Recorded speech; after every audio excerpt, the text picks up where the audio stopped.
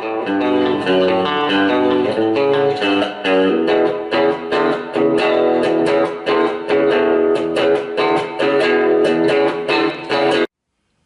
hi there. Thanks for joining us here at Rock Hard Riffs. This is the guitar channel for the self-taught and other cool rock and roll stuff. Now this video is another one of those other cool rock and roll stuff videos. This is about Elvis Presley, The Searcher. This is a brand new documentary as of April 2018 on HBO, which I have watched twice now. So I thought I'd give a brief overview of what I thought of the documentary, which I really enjoyed. It was very well done. So let's talk about Elvis Presley, the man, and the documentary. Alright, let's talk about Elvis, the man, and the documentary, Elvis Presley, The Searcher. Now, again, in my opinion, I think this was very well done. There were some glaring omissions, I thought, too, and we'll talk about that in a bit. But overall, really, when all is said and done, as far as my opinion goes, why was Elvis so big? My opinion is that Elvis had the looks, he had the moves, and he had the voice. And that's all there is to it. Now, the rest is all window dressing and rhinestones and capes and high collars. But Elvis had the looks, he had the moves, he had the voice, he had the talent. It was the right time at the right place, the right people, and the rest is just fate. That's just my opinion. But as far as the documentary goes, it starts off with the 1968 comeback tour. They talk about that a bit, and then they talk about Elvis's history of growing up first in Tupelo, Mississippi, in what was known as a shotgun shack. And if you are not familiar with what a shotgun shack is, look it up. Not a pleasant thing. Then they moved later on into Memphis, Tennessee, and they were still living in public housing. But this is where Elvis was really exposed to white and black gospel, blues, rhythm and blues, and bluegrass. And if you think of that mixture, that is rock and roll. Now, to me, the name Chuck Berry is synonymous with Elvis Presley because they call Elvis the King, and I think Chuck is just as much the king. And there are many other names that we could talk about as well. But those two names are the ones that stick out primarily to me for this reason. Elvis had exposure to both white and black music, and he expressed it. Chuck Berry had a very deep exposure to white and black music, and he really expressed it. And you can hear it in both of their styles of music, the mixture of country and blues, and sped up a little bit, excited a little bit, and they called it rock and roll. And that's, to me, that's the origin of it. And of course there are many other people involved, and we'll make another video about that too. But Chuck is what comes to mind. Now, kind of, if you want to say, here's a really good example, would be one of Elvis's first big hits, and that was Blue Moon of Kentucky. Now, the way he did it was not so bluegrass. It's a bluegrass song, but he did it, he added something to it. He gave it that spice, that oomph, that soul. And it's really what gave Elvis, in my opinion, his kick, was Blue Moon of Kentucky.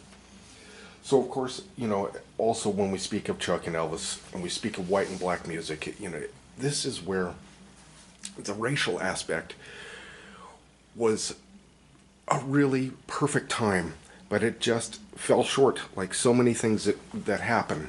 I think if Chuck and Elvis got together, I think that would have been a huge thing, in my opinion, that really would have brought the race issue to a different head, to a different outcome. I think it would have been a gigantic help, even though as huge a help as it was. Now, of course, they go over the Sun Records era with Sam Phillips. Now, Sam Phillips did want a white man who sounded black for his for Sun Records. So that was on purpose. He found Elvis, listened to him. That early voice of his, that crooning voice, just a gorgeous voice Elvis had. He really did. And then they put the band together with Scotty Moore and Bill Black, etc. Now, most of this documentary is narrated by Tom Petty, Bruce Springsteen, and Priscilla Presley, and a bit of Robbie Robertson, and some other folks thrown in there too. And they did a really good job of it, in my opinion. Then, of course, later on came Colonel Tom Parker. There's some interesting stuff about him you'll learn about in this. And of course, Elvis moved from Sun Records to RCA. Now, as far as black folks go, I understand, or African Americans, I understand how they'd be upset about Elvis being called the king and that sort of thing.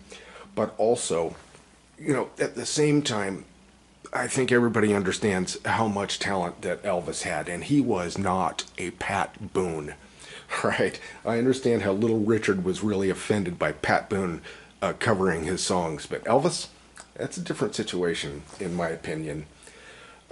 Also, I have a couple movies that I would highly recommend that if you're really interested in this sort of thing, if you haven't watched them already, and that would be Hail, Hail, Rock and Roll, that's all about Chuck Berry, and Cadillac Records, that's all about early rock and rhythm and blues, and Chuck Berry's in that as well.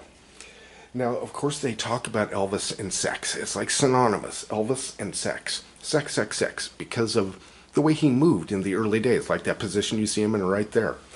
And I just tend to disagree.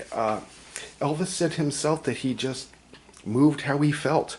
And he's just rocking out is what I see. He's relaxing and letting himself go. I really don't see anything sexual about it, but that's just me. And of course, they go over how Elvis met Priscilla in Germany and all about Graceland. Then it goes on to this TV or his movie career, which was pretty bad. Unfortunately, the first couple movies not bad, but then it just went south. And Elvis aspired to be a big movie star, but he said that Colonel Tom Parker held him back. I have some opinions about that, and we'll go over that in a minute.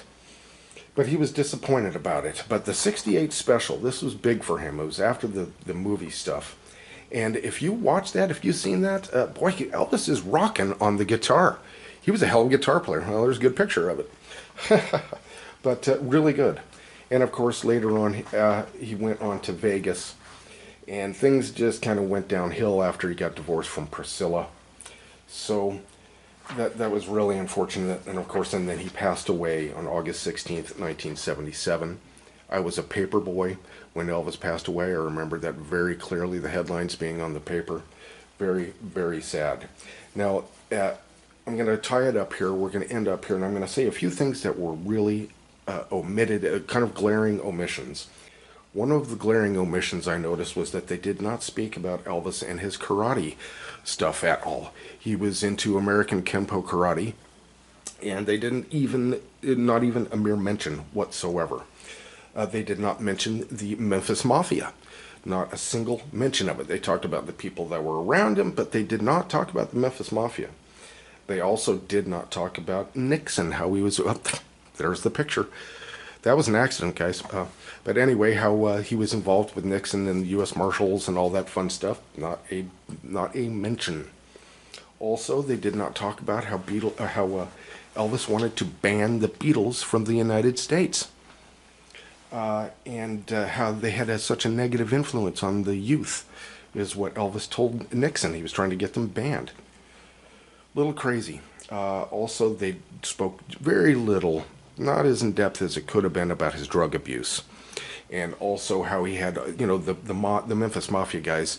I'm sure they're great guys and all, but really, in the end, they were just a bunch of sycophants that, yes men, they told Elvis what he wanted to hear. And that's the last thing a guy like this needed. You figure the fame does screwed up things to people. It would to just about anybody. And the Beatles said that they gave their nervous systems because of the fame. And you can be damn sure that Elvis gave his as well, except he was all alone. He didn't have anybody he could lean on. So that's about it, guys. A very good documentary. Really enjoyed it. And his voice when he was really young. Wow, incredible. So, okay, guys, that's it. Thank you so much for joining us here at Rock Hard Riffs with this look at the Elvis Presley Searcher documentary on HBO. And if you enjoyed this, please share it and give us a like. And if you haven't subscribed, please do. All right, folks, thank you very much, and we will see you next video.